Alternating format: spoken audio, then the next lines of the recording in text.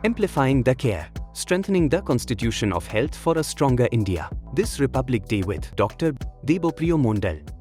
নমস্কার, আমি ডক্টর দেবপ্রিয় মণ্ডল, consultant interventional cardiologist, Manipal হাসপাতালের সাথে যুক্ত। আজকে আসুন ডায়াবেটিস নিয়ে কয়েকটা কথা জেনে নিই। ডায়াবেটিস নিয়ে আজকে কিন্তু সবাই মোটামুটিভাবে এডুকেটেড, কিন্তু তা সত্ত্বেও আমরা চেম্বারে প্রতিনিয়ত প্রত্যেক দিন এমন অনেক পেশেন্ট পাই যারা ডায়াবেটিস সম্বন্ধে বেসিক ধারণাতে কিন্তু অনেকটাই ল্যাকিং। কীরকম? যেমন ডায়াবেটিস কি সুগারেরই খালি অসুখ? নাকি ডায়াবেটিস থাকলে তার সাথে অ্যাসোসিয়েটেড আপনার অনেক কিছুই খারাপ হতে পারে? খুব লুজলি বললে পেশেন্টরা ভয় পান যে হার্টের রোগ হবে। শুধু হার্ট নয়, কিডনি, চোখ, ব্রেন, নার্ভ সবই কিন্তু আপনার লং স্ট্যান্ডিং ডায়াবেটিস থেকে ড্যামেজ হতে পারে। ২ নম্বর, পেশেন্টরা ভেবে থাকেন যে ডায়াবেটিসের চিকিৎসা মোটামুটি রকম করলেই বোধহয় ভালো থাকা যায়। এটাও একটা ভুল ধারণা।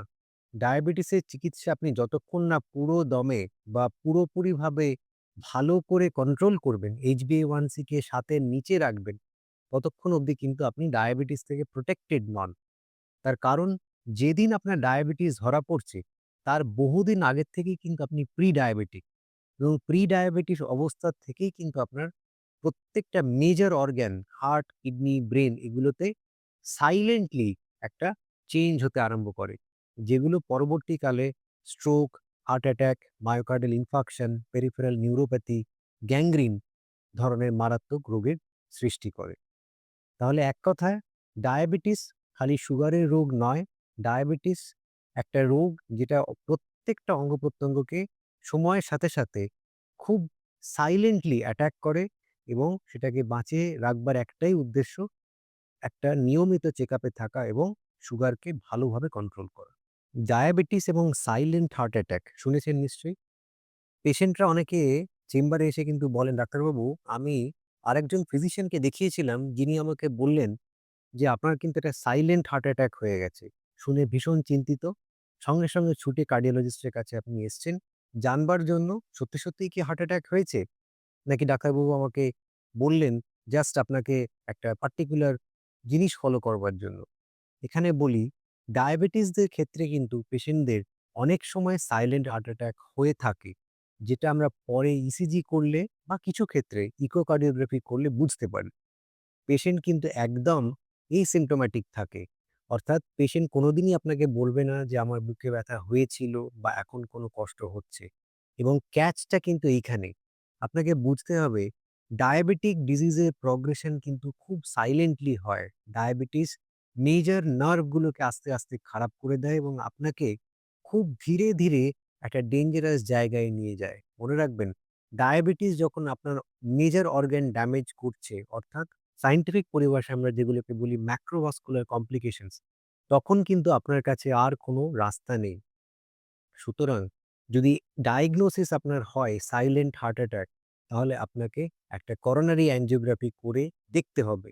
সেটা সিটি করোনারি অ্যাঞ্জিওগ্রাফি করুন বা সাধারণ কনভেনশনাল অ্যাঞ্জিওগ্রাম যেটা আমরা করে থাকি সেটা করুন।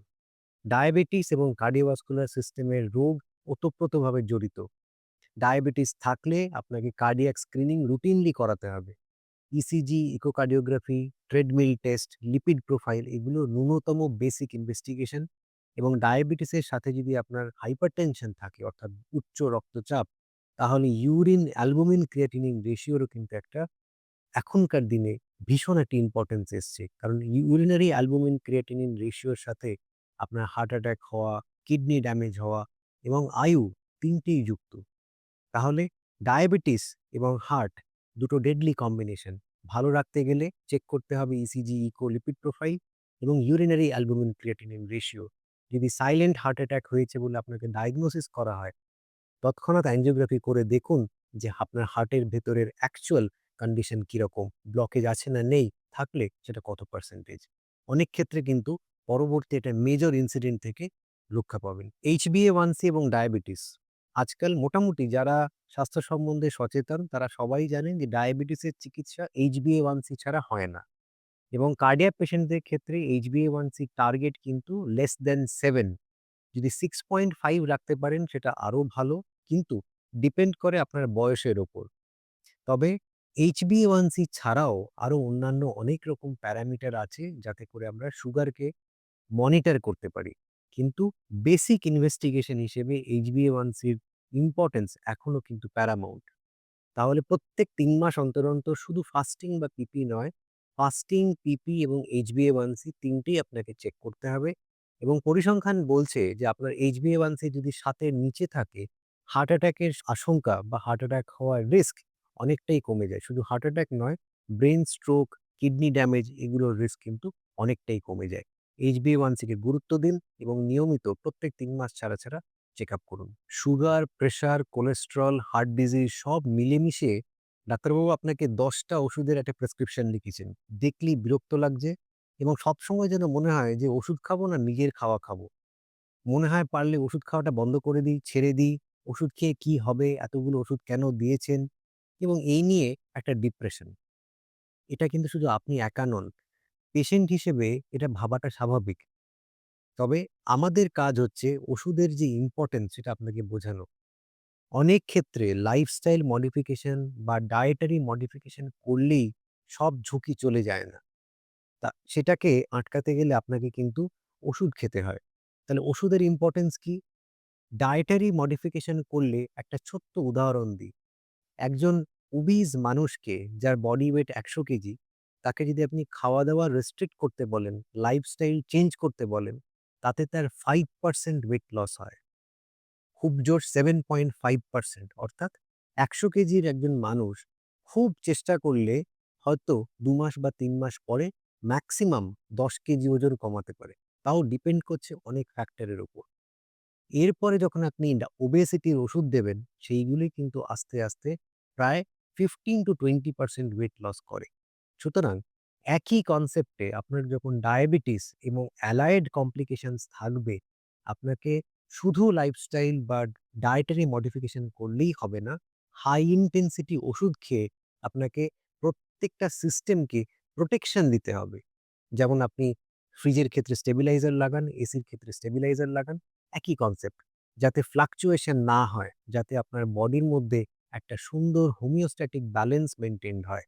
আপনি যাতে কোনো সময়ে উচ্চ রক্তচাপ বা হাই ব্লাড সুগারের জন্য রিলেটেড কমপ্লিকেশনস এর মধ্যে না পড়েন। তাহলে এক কথায় প্রকাশ করলে নিয়মিত ওষুধ খাওয়াটা বাধ্যতামূলক ডায়াবেটিক পেশেন্টদের ক্ষেত্রে, অ্যাঞ্জিওপ্লাস্টি হলে ব্লাড থিনার বাধ্যতামূলক এবং হাই ইনটেনসিটি স্ট্যাটিন আজকের দিনে কিন্তু ভীষণ ইম্পোর্টেন্ট হয়ে দাঁড়িয়েছে। প্রত্যেকটা কথা মনে রাখবেন, ওষুধের উপর কিন্তু একটা ভীষণ প্রায়োরিটি বা ইম্পোর্টেন্স আমরা সবসময় দিই। ডায়াবেটিক পেশেন্টদের কিভাবে ভালো রাখবেন? ডায়াবেটিক পেশেন্ট আমাদের দেশে বা বিদেশে ১০০ র মধ্যে ৩৫ জনের কিন্তু ডায়াবেটিস আছে। তাহলে আপনার যদি ডায়াবেটিস ডায়াগনোসিস হয়, তাহলে আপনাকে কি করতে হবে? ১ম এই বলে রাখি, ডায়াবেটিস ডায়াগনোসিস হয়ে গেলেই সঙ্গে, সঙ্গে কার্বোহাইড্রেট জাতীয় জিনিসের থেকে বিরত থাকুন। আমরা বাঙালি মিষ্টি খেতে ভালোবাসি। সব রকম খাওয়া খেতেই আমাদের কিন্তু আমরা খাদ্যরসিক।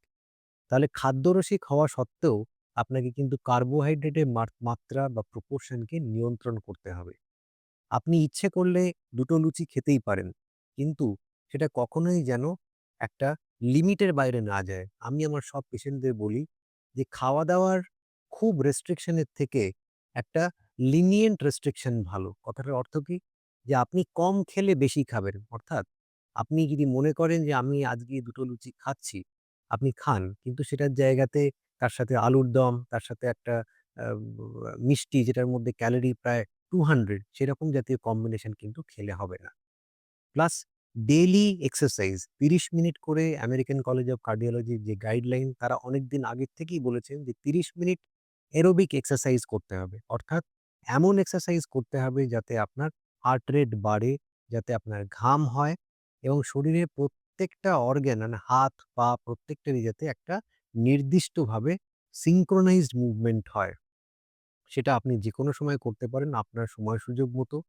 যদি অফিসে বেশিরভাগ ক্ষেত্রে সময় কাটান তাহলে বসে, বসে মাঝে মধ্যে হিল এক্সারসাইজ করতে পারেন বা সোলিয়াস এক্সারসাইজ করতে পারেন। মাঝে মধ্যে উঠে দাঁড়ান।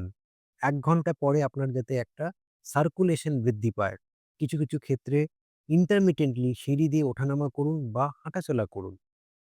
কার্বোহাইড্রেটের উপরে ঝোঁক কমান, অর্থাৎ খিদে পেলো বলে গিয়ে একটা ক্যাডবেরি খেলাম বা একটা কফি খেলাম চিনি সমেত, এইগুলো থেকে কিন্তু একটা সাডেন গ্লাইসেমিক সার্জ হয়। সাডেন গ্লাইসেমিক সার্জ কিন্তু সেলকে খারাপ করে, গ্লুকোটক্সিসিটি করে।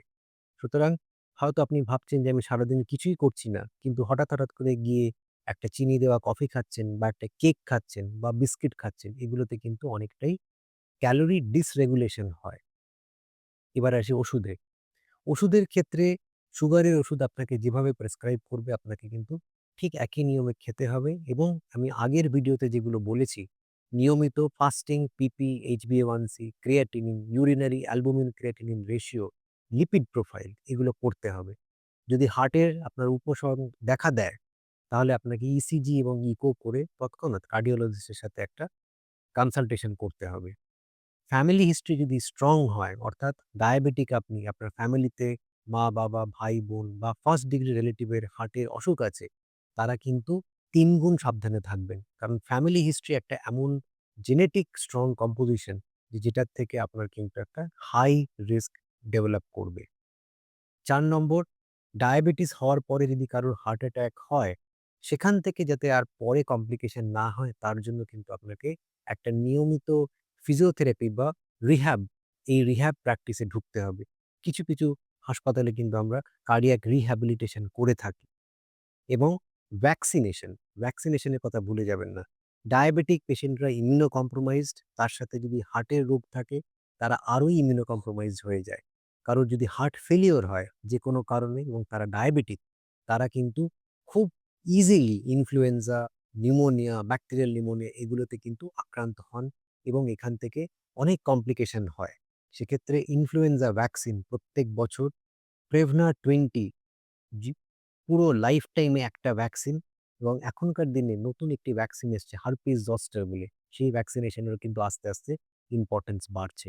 তাহলে ওভারঅল ডায়াবেটিক পেশেন্টরা নিজেদেরকে ভালো রাখতে এই ৫টা কথা যদি মনে রাখেন, আমার মনে হয় সবকটা কমপ্লিকেশনের থেকেই বাঁচতে পারবেন। এবং ভুলে কি যাবেন না, নিজের পাকে। ডায়াবেটিক ফুট একটা ভয়ঙ্কর জিনিস। নিজের পায়ের খেয়াল রাখুন, জুতো ঠিক সাইজের পরুন। পায়ে যদি কোনো রকম আপনার ছিঁড়ে যায় বা কেটে যায় বা একটা পোড়া হয়, সেটাকে অবহেলা করবেন না।